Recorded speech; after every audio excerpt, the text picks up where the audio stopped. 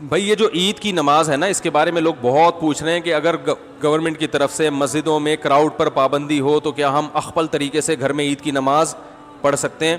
گھروں میں عید کی نماز جائز نہیں ہے، نہ جمعہ جائز ہے نہ عید کی نماز جائز ہے، کیونکہ جمعہ اور عید کی نماز کے لیے بیسک شرط جو فقہا بیان کرتے ہیں وہ ہے اذن عام، کھلی اجازت ہو. آپ گھر میں اگر جمعہ پڑھیں دروازہ کھول دیں، سب کو آنے کی اجازت ہے.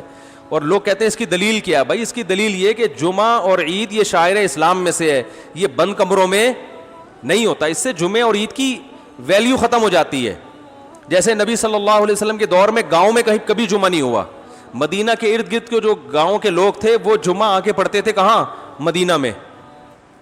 گاؤں میں نہیں قائم کیا کیونکہ یہ شاعر اسلام میں سے ہے نا. تو اب یہ کیسی اجازت ہے کہ نبی کے دور میں گاؤں کے لوگ شہر میں آ کے پڑھ رہے ہیں اور یہاں شہر کے لوگ اپنے اپنے گھروں میں بند ہو کے پڑھ رہے ہیں؟ تو ہماری رائے یہی ہے، اور حضرت مفتی تقی عثمانی صاحب کا بھی اسی پہ فتویٰ ہے کہ ان لاک ڈاؤن کے حالات میں گھروں میں آپ ظہر پڑھیں گے، جمعے کی نماز نہیں پڑھیں گے، نہ عید کی نماز پڑھیں گے. عید کی نماز وہاں پڑھ سکتے ہیں کہ جہاں پھر لوگوں کو کھلے عام اجازت دے دیں. تو اگر کسی فیکٹری میں یا کسی ایسی جگہ پہ سب کو آپ نے اجازت دے دی بھائی یہاں آئے، تو وہ پڑھیں، پھر اجازت ہے. تو یہی رائے ہے. اس کے خلاف جو قول ہے ہماری نظر میں وہ ضعیف ہے. بعض لوگوں نے کہا کہ کسی عذر سے اگر لوگوں کو روک دیں تو پھر مجبوری ہے. ابھی ہم جو گھر کا دروازہ بند کر رہے ہیں وہ تو عذر سے. تو بھائی یہ جو فقہا نے کہا ہے نا کہ اذن عام کہ کھلی اجازت ہونی چاہیے، تو کھلی اجازت ختم تو جب ہی ہوگی نا جب کوئی عذر ہوگا. بلا عذر کون لوگوں کو نماز سے روکے گا؟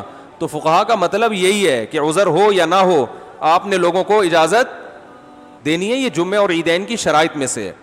تو مسلم ملک کنٹری ہو یا غیر مسلم کنٹری، وہاں پر اس بات کا اہتمام کریں کہ عید کی اگر آپ کو اجازت ملتی ہے تو پھر تو ٹھیک ہے، نہیں ملتی تو گھروں میں پھر عید کی نماز نہیں ہوگی، نہ خطبہ ہوگا. اپنے کوئی نوافل پڑھنا چاہے تو پڑھ سکتا ہے، وہ عید نہیں کہلائے گا. اور کیونکہ ایک شرعی عذر ہے تو وہ اللہ معاف کرنے والا ہے. اور کیا ہے. باقی مسجدوں میں گورنمنٹ نے اگر اجازت دی ہے، بعض لوگ یہ اشکال کرتے ہیں کہ مسجد میں بھی تو ابھی جمعہ جو ہوتا رہا ہے اس میں کھلے عام اجازت نہیں ہے، وہ تو ایک پابندی ہے کہ اتنے لوگ آئیں گے، اس سے زیادہ نہیں آئیں گے. تو کیونکہ گورنمنٹ کا جب کوئی حکم آتا ہے نا تو شریعت پھر یہ کہتی ہے کہ جو اجتہادی اختلافات ہوتے ہیں حکومت کے آرڈر کے آگے وہ منسوخ ہو جاتے ہیں، یعنی منسوخ کی طرح ہو جاتے ہیں. منسوخ تو نہیں کہہ سکتے یہاں پہ، یعنی وہ کالعدم ہوتے ہیں. تو گورنمنٹ نے چونکہ مسجد میں نماز پڑھنے کی اجازت دی ہے، تو اگر اس میں اذن عام نہ بھی ہو تو حکومت کی پرمیشن کی وجہ سے وہ کیا ہو جائے گی؟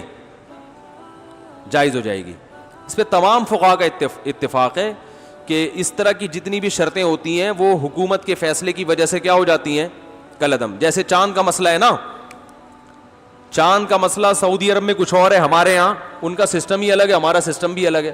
ہم اس سسٹم کو نہیں مانتے، لیکن سعودی عرب میں جب ہم جائیں گے تو وہاں کی گورنمنٹ ہمارے سسٹم کے حساب سے فیصلہ نہیں کرتی، وہ اخبل طریقے سے کرتی ہے. تو جیسے بھی کرتی ہے لیکن سعودی حکومت میں وہ کیا ہو جائے گا؟ نافذ. کیونکہ حکم حاکم جو ہے نا شریعت میں اس کی ایک ویلیو ہے، ورنہ ہر آدمی اخبل طریقے سے ہی چلتا رہے گا تو یہ تو تباہی بربادی ہو جائے گی نا. تو اس لیے وہاں ہم کہتے ہیں کہ جب گورنمنٹ نے ایک لا پاس کر دیا، فیصلہ کر دیا، تو جب گورنمنٹ کہے گی عید ہے تو عید ہے، جب کہے گی بقرہ عید ہے تو کیا ہے؟ بقرہ عید ہے. یہاں ہماری گورنمنٹ نے کیونکہ ہلال کمیٹی بنائی ہوئی ہے، اس کے اتھارٹی کا حق حاصل ہے، تو وہ جب فیصلہ کرے گی تو کیا ہوگا؟ ابھی دیکھو نا 4-5 سال پہلے ہم نے بتا دیا تھا کہ 30 روزے مکمل ہوں گے. 5-6 سال پرانی بات ہے، بلکہ اس سے بھی زیادہ. فلکیات والے کہہ رہے تھے چاند کہیں بھی نظر نہیں آئے گا، 30 روزے پکے ڈھکے. تو ہلال کمیٹی نے اعلان بھی نہیں کیا کہ کل عید ہے، اور 30 روزے ہو گئے، تراویح بھی ہو گئی، ہماری مسجد میں بیان شروع ہو گیا. ایک دم رات کو 10:30 بجے اطلاع آئی کہ کل کیا ہے؟ عید ہے. ہلال کمیٹی نے اپنا فیصلہ واپس لے لیا. اب ہمارا میٹر تو گھوما تھا کہ چاند کہیں دور دور کا بھی نام و نشان نہیں، پتہ نہیں ان کو نظر کہاں سے آ گیا. لیکن بہرحال ہم نے بھی کیا کیا ہے؟ عید منائی ہے. کیونکہ اب اپنی رائے میں مسلط کروں گا، بھائی میں اس فیصلے کو نہیں مانتا، ہمارے جامع رشید بھی نہیں مانتا. تو بھائی جامع رشید کوئی گورنمنٹ تھوڑی ہے. تو گورنمنٹ کی طرف سے جو کمیٹی ہے ہلال کمیٹی اتھارٹی، حکومت کی طرف سے اس کو حاصل ہے. تو جب حکومت کوئی فیصلہ کرتی ہے تو وہ فیصلہ آپ کی رائے پر مقدم ہوتا ہے. ہاں جب تک 100% شریعت کے خلاف نہ چلے. وہ گورنمنٹ اگر یہ فیصلہ کر دے کہ اس دفعہ عید سرے سے ہوگی نہیں ٹھیک ہے نا، رمضان ہی چلتا رہے گا، یا 30 کے بعد 31 روزے بھی ہوں گے، تو یہ 100% کیا ہے؟ غلط ہے. اس میں اختلاف رائے کی گنجائش ہے ہی نہیں. تو جو ایسا فیصلہ جس میں اختلاف رائے کی کوئی تک بنتا ہی نہیں ہے، گنجائش ہی نہیں ہے، وہاں یا گورنمنٹ شراب کو حلال کر دے وہ تھوڑی ہوگا.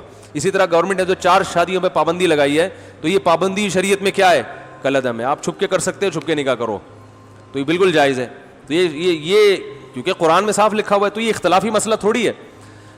وہ الگ بات ہے کہ اس کے بعد اختلافی مسائل ہی شروع ہوں گے. 4 شادیاں کرنا اسلام میں بالاتفاق جائز ہے, لیکن یہ ایسا اتفاق ہے کہ جیسے ہی کرو گے اختلافات شروع ہیں. بعض اتفاقی مسائل میں اختلافات بہت ہیں. تو خیر, تو اس لیے وہ اذن حاکم کی وجہ سے اس کی مسجد میں اجازت ہے. تو گھروں میں اخفل طریقے سے نہ عید پڑھ سکتے ہیں اور نہ جمعہ. ایک آخری بات یہ کہ اگر کسی عالم کی رائے ہو کہ نہیں پڑھنی چاہیے تو آپ اس کی رائے کو فالو کریں, مگر پھر تان و تشنیع نہ کریں کہ کلپ بنا کے ادھر میرا کلپ لگا دیا, ادھر دوسرے مولانا صاحب کی یہ کچھ اور کہہ رہے ہیں, وہ کچھ اور کہہ رہے ہیں. اس سے پھڈے بازی کے علاوہ کچھ بھی حاصل نہیں ہوتا. بھائی ہمارے یہ دلائل ہیں, اور مفتی اعظم حضرت مفتی تقی عثمانی صاحب وہ بہت بڑے محقق ہیں, ان کی بھی یہ رائے ہے. تو دلائل کے ان کی تو ایک اور بھی دلیل انہوں نے دی ہے کہ اگر اس طرح سے لوگوں کو جمعے کی اور عید کی اجازت دے دی جائے تو جمعہ اور عید کی ویلیو لوگوں کی نظر میں ختم. آئندہ جب کراؤڈ پہ پابندی جب ہٹے گی نا تو بھی جس کو جمعہ لیٹ ہو رہا ہوگا وہ کہ بیگم کو کہے گا بیگم اپنے ماموں کو بلا لو, چچا کو بلا لو, ادھر ہی جمعہ پڑھ لیتے ہیں. اس کا یعنی سیاسی نقصان بھی ہے, سمجھ رہے ہیں نا. جمعہ پڑھنے میں ذرا تاخیر ہو رہی ہے تو چلو یار ادھر 2-4 بچوں کو کھڑا کیا, خطبہ یاد کرنا کون سا مشکل ہے, دیکھ کے پڑھ لیں گے خطبہ. تو جمعے کی ویلیو بھی ختم ہو جائے گی اس سے, جو جمعے کا ایک بنیادی مقصد ہے کہ کراؤڈ ہو. ویسے ہی 1.5 اینٹ کی مسجدیں ہمارے ہاں ہول سیل کے حساب سے بن رہی ہیں. تو جب اس طرح ہر گھر میں شروع ہو جائے گا تو وہ بھی ہوگا کہ یار آج تھوڑا لیٹ ہو گئے. شروع میں تو یہ ہوگا کہ آج تھوڑا لیٹ ہو گئے تو ہم گھر میں ہی پڑھ لیں گے.